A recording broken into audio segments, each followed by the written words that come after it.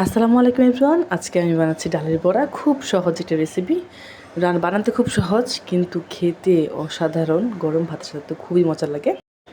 ডালের বড়া বানানোর জন্য ডালগুলোকে প্রথমে ভিজিয়ে রাখতে হবে। আমি আধা ঘন্টা ভিজিয়ে রেখেছিলাম।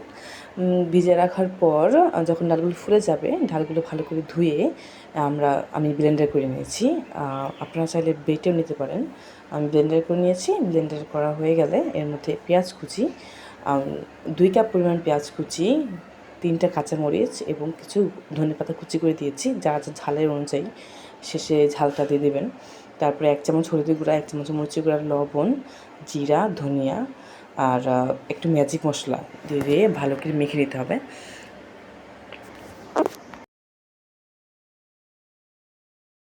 মাখার এক পর্যায়ে মনে হচ্ছে হলুদ কম, তাই আমি আরেকটু হলুদ অ্যাড করেছি। আর কিছু পেঁয়াজও অ্যাড করেছি। আপনাদের প্রয়োজন মতো আপনারা মশলাপাতি অ্যাড করে নেবেন।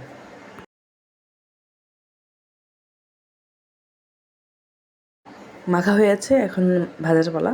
ভাজার জন্য একটি কড়াইয়া গরম করে তার মধ্যে তেল দিয়ে নিব। তেলে দিয়ে এটার মধ্যে আমরা ছোটো ছোটো পাতলা পাতলা করে ডালগুলো ভেজে নেব।